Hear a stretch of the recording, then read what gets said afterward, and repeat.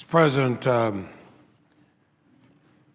I was here earlier, and this had been the distinguished presiding officer, and now we have another distinguished presiding officer. And Madam President, it is good to see you here as a member of the Senate Judiciary Committee. And as the presiding officer knows, the Senate Judiciary Committee held lengthy and extensive public markup sessions, consider the Border Security and Economic Opportunity and Immigration Modernization Act, S-744. We worked late into the evenings. We also started pretty early in the morning. We debated the bill. We considered hundreds of amendments. But the public saw our consideration firsthand. We streamed everything we did on the internet, and it was broadcast on television.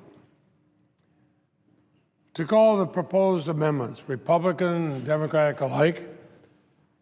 We put them on our website. We updated the committee's website to include adopted amendments in real time. I heard from people all over the country that they felt they actually had involvement in what we were doing, which is what I wanted. And I appreciate the fact that both Republicans and Democrats, members from both sides of the aisle, praised the transparent process, also praised the significant improvements to the bill that were made by the Judiciary Committee. In fact, the markup process followed 3 additional hearings on top of all the others we'd had, with 26 witnesses. And the bill as amended was supported by a bipartisan 2/3 majority of the committee. And I sent that bill, S-744, to the Senate on behalf of the Judiciary Committee. I'm filing an extensive committee report as well. And I hope that the report's going to be a valuable resource for senators. It explains not only the underlying provisions in the legislation and its history, it also summarizes all the amendments that were adopted and also those that were rejected. So, in order for all senators to be able to file amendments and work on this bill, of course, the Senate first needs to proceed to the bill. I had hoped that what had become all too typical obstruction would not infect these proceedings. Senators from both sides of the aisle worked together to develop this legislation. Senators from both sides of the aisle had amendments adopted by the Judiciary Committee.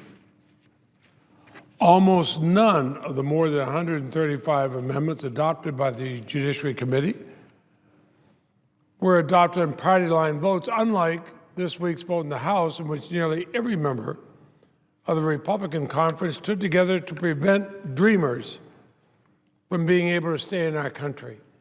The one thing that ought to unite all of us are the aspects of the DREAM Act. These young people are here through no fault of their own.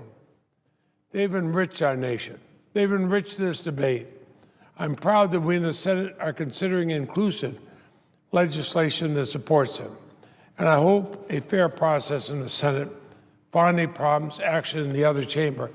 I don't know how anybody who professes to care about family values, professes to care about other people, can sit down with these young people, the dreamers, and not be moved, and not want them to have the same advantages that our children, our grandchildren have.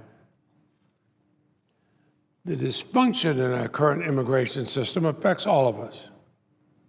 It's long past time for reform.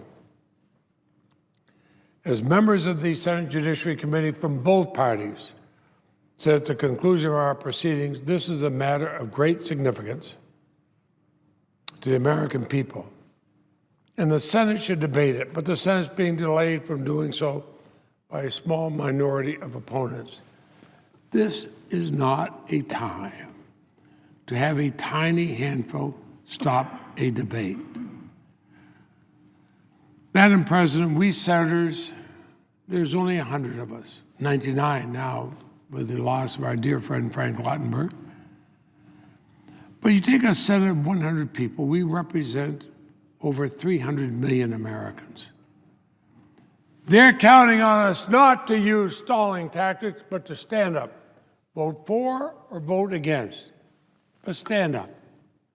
When you stall and refuse to let votes come in, it's an easy way to say, I'm voting maybe. Then you can go back home and you can be on everybody's side. Whether people are for it or people are against it, I'm on your side, because nobody can point that you voted one way or the other. That's not what we're elected for. We're elected to stand up, take a position, yes or no, not maybe. Legislation we seek to bring before the Senate was a result of senators from both sides of the aisle who came together and made an agreement. What was initially a proposal for the so-called Gang of Eight became, through the committee process, the product of a group of 18. Now let's have a product of a group of 100, representing all states in this country. Amendments authored by 17 of those 18 members were adopted into the bill. 17 of the 18 members of the Senate Judiciary Committee had amendments adopted in the bill. A bipartisan majority, more than 2/3 of the Senate Judiciary Committee, voted for the bill the Senate is being called upon to consider. Now, I'm honored to serve as both the chairman of the Senate Judiciary Committee and the President pro tempore of the United States Senate. That's an office established in Article 1, Section 3 of the Constitution of the United States. I've been privileged to serve the people of Vermont for more than 45 years, the last 38 as their senator.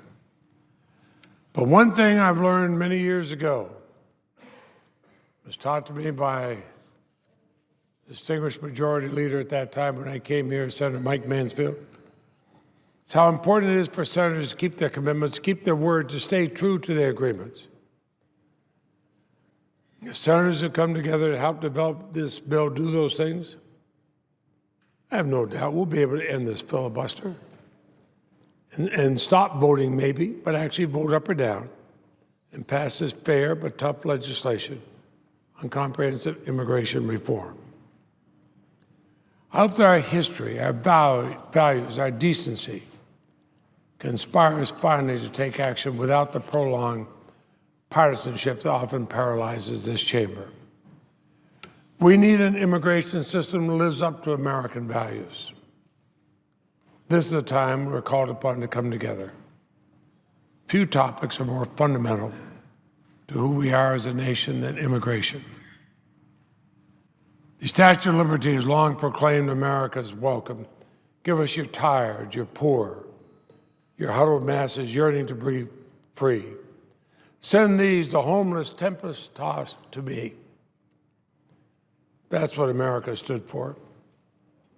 That's what we should continue to represent. That's the America that attracted my maternal grandparents from Italy to Vermont. My paternal great-grandparents from Ireland to Vermont. Immigration throughout our history has been an ongoing source of renewal of our spirit, our creativity, our economic strength. Our bipartisan legislation establishes a path to earn citizenship for the 11 million undocumented immigrants in this country. It addresses the lengthy backlogs in our current immigration system. Backlogs that kept families apart sometimes for decades. It grants a faster track to the dreamers brought to this country as children through no fault of their own, and to agricultural workers who provide our nation's critical food supply.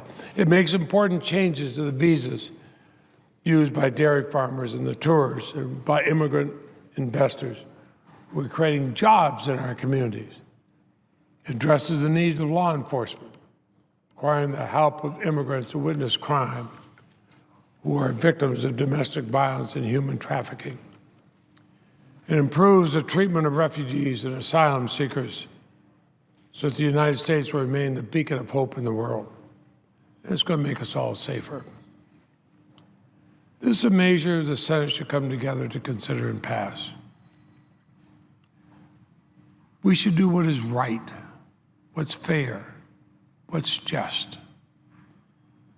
Immigration reform is an important economic issue, a civil rights issue, and a fairness issue. If a majority of us stand together, we stay true to our values and our agreements, I believe we can pass legislation to write the next great chapter in the American history of immigration.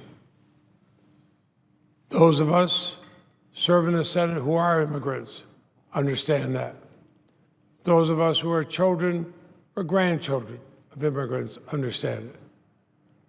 Just as my wife's family came to this country and created a better state of Vermont. They understood it, but so many can't. I know I give a speech that the distinguished presiding officer knows better than anybody in here. She knows what it is to come to the country and become part of this great country. And can come as an immigrant and then become a United States Senator. And as President pro tempore, I'm delighted to see the acting President pro tempore in the chair. And I will suggest they have a quorum and ask that the consent the time be divided equally.